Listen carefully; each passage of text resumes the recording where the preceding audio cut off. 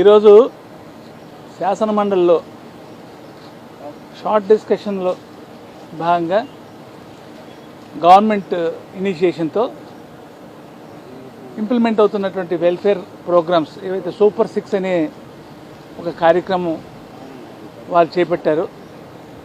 దాని మీద ఒక షార్ట్ డిస్కషన్కి అనుమతించడం, ఆ సందర్భంగా నేను కూడా మాట్లాడే అవకాశం రావడం, ఆ అవకాశం వచ్చిన సందర్భంగా సభని పక్కత్రోవ పట్టించే విధంగా మంత్రులు కానీ కూటమికి సంబంధించినటువంటి కొంతమంది మండలి సభ్యులు కానీ చేసినటువంటి ప్రయత్నం ఇవాళ మీ అందరి ద్వారా ఏదైతే సూపర్ 6 అనబడేటటువంటి హామీల్ని ప్రకటించి తద్వారా లబ్ధి పొందినటువంటి కూటమి వారు సర్కారు ఏర్పాటు చేసుకునేటటువంటి అవకాశం వచ్చిన తర్వాత ఏ విధంగా ముఖం చాటేస్తున్నారు, ఏ విధమైనటువంటి నష్టాన్ని ఈ రాష్ట్రంలో ఉన్నటువంటి పేద ప్రజానికం ఎదుర్కొంటున్నారు అన్న విషయంలో మరి there is no doubt that super 6 is an utter flop program. కానీ దీనికి భిన్నంగా మొన్న అనంతపూర్లో సూపర్ 6 సంబంధించినటువంటి విజయోత్సవ సభ, సూపర్ 6 సూపర్ హిట్ అని ప్రజలను మభ్యపెట్టేటటువంటి కార్యక్రమం చేయడం,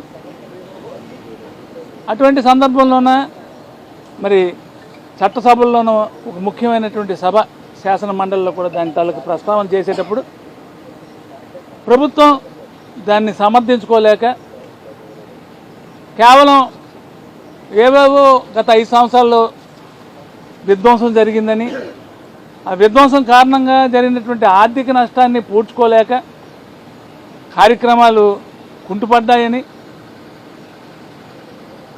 అటువంటి సందర్భంలోన ఆ కార్యక్రమాలు అమలు చేయలేకపోయాము. కాకపోతే సూపర్ 6 అనేది చాలా చక్కగా నిర్వహణ చేస్తున్నామని చెప్పడం చాలా విడ్డూరం. ఎందుకంటే మీ ద్వారా నేను చెప్పాలనుకుంది ఏంటంటే, ఒక రాజ్యానికి ముఖ్యమంత్రి కానీ ఆ ముఖ్యమంత్రికి సంబంధించినటువంటి అనుబంధంగా ఉండేటటువంటి మంత్రులు కానీ వారు చేసేటటువంటి ప్రమాణ స్వీకారం ఏదైతే ఉందో భారత రాజ్యాంగాన్ని అనుసరించినటువంటి విధానాల్ని సమర్థిస్తానని, ఆ భారత రాజ్యాంగంలో చెప్పినటువంటి ప్రాథమిక హక్కుల్ని కాపాడుతానని ప్రమాణం చేసి ఇవాళ వారు అనుకుంటున్నటువంటి ఒక రాజ్యాంగాన్ని, కొత్త రాజ్యాంగాన్ని, ఒక ప్యారలల్ రాజ్యాంగాన్ని సృష్టించి దాంతో మరి చేస్తున్నటువంటి కార్యక్రమాలు అందరికీ తెలిసినవి. గత 16 మాసాలుగా చేస్తున్నటువంటి కార్యక్రమాలు, ఈ కార్యక్రమాలు బాగోలేవని,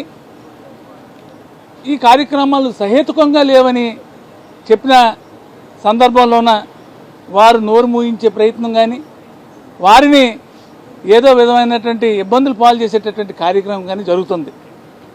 సో అటువంటి సందర్భంలోన మొన్న మా పార్టీ నాయకులైనటువంటి జగన్మోహన్ రెడ్డి గారు మాకు ఒక కార్యక్రమం చేయమని పిలిపించారు.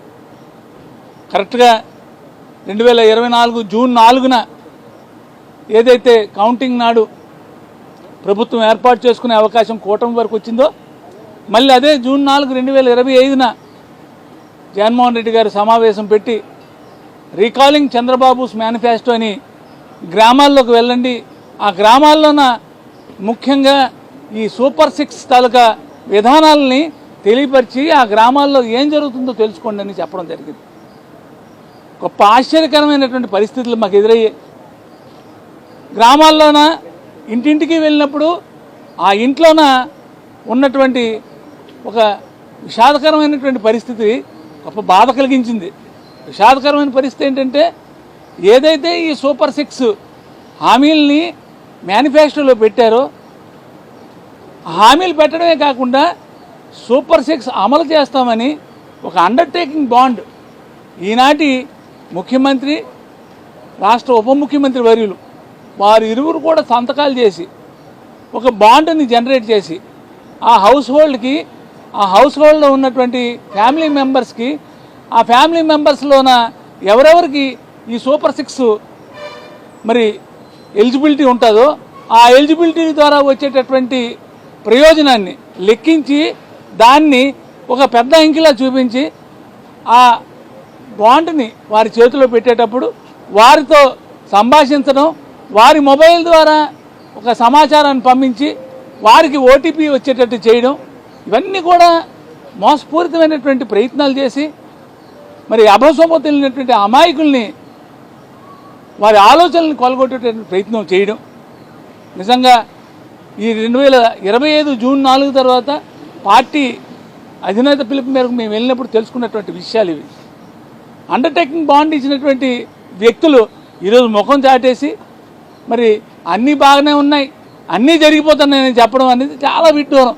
ఏది ఏమైనప్పటికీ కూడా ప్రజలు విజ్ఞులు, వారికి జరిగినటువంటి అన్యాయాన్ని ఎదిరించేటటువంటి శక్తి ఓడగట్టుకుని వచ్చేటటువంటి పరిస్థితుల్లో వారికి బుద్ధి చెప్పేటటువంటి ఆలోచన చేస్తారని, ఆఖరిగా ఏంటంటే మీ ద్వారా చెప్పాలనుకున్న విషయం ఏంటంటే మీరు ఒక బలమైనటువంటి ఒక మాధ్యమం, మీ ద్వారా సమాచారాన్ని కానీ మీ ద్వారా జరిగేటటువంటి ఏవైతే అంశాలు ఉన్నాయో వాటి ద్వారా ప్రస్తావన చేసేటటువంటి పరిస్థితులు ఉంటాయో అవి, ఎందుకంటే ఒక పుస్తకం కూడా ఉంది, మ్యానుఫ్యాక్చరింగ్ కన్సెంట్.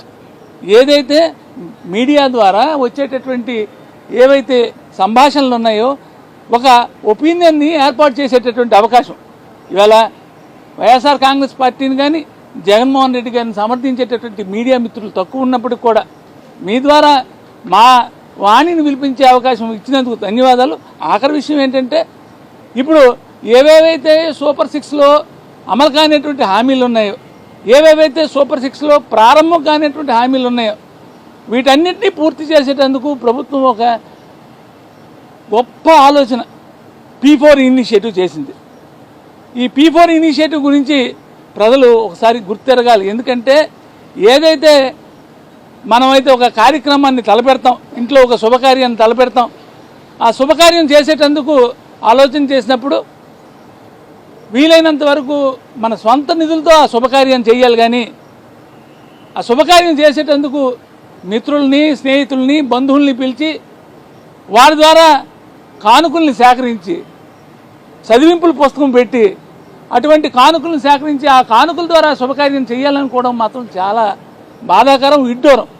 ఇవాళ P4 ద్వారా కూడా ఏవో బంగారు కుటుంబాలు అంటున్నారు, మార్గదర్శులు అంటున్నారు. ఇవి కేవలం తమకున్నటువంటి అధికారాన్ని అడ్డుపెట్టుకొని యువతల మార్గదర్శులుగా ఎంపిక చేసినటువంటి వాళ్ళని భయపెట్టి భయభ్రాంతులకు గురి చేసి వారి దగ్గర నిధులు సేకరించాలని, అలాగే ఎవరెవరైతే తీవ్రమైనటువంటి అసంతృప్తిలో ఉన్నారో వాళ్ళకి కొద్దో గొప్ప ఏదో పెదాలకి తేనో పంచదారో రాయడానికి ఆలోచన చేస్తున్నారని మీ ద్వారా తెలియజేస్తున్నాం.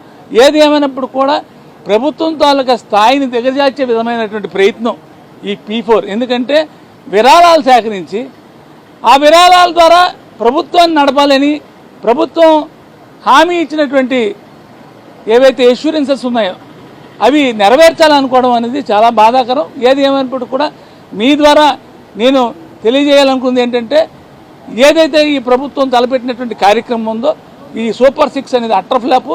ఆఖరిగా నిన్న కూడా ఒక మీ సహచరుడు మా సోదరుడు ఒక ఆయన అడిగారు, ఒక బ్రహ్మాండమైన సభ ఈ ప్రాంగణం అవతల పెట్టారండి, ఈ ప్రాంగణం అవతల డిఎస్సి సెలక్షన్లో ఎవరైతే ఉద్యోగ అవకాశాలు పొందారో వారికి వారి కుటుంబ సభ్యులకి ఇది ఆహ్వానం చేసి వాళ్ళకి గౌరవం చేసేటటువంటి ప్రయత్నం ప్రభుత్వం చేస్తుందంటే మీ అందరికీ తెలిసిన విషయమే.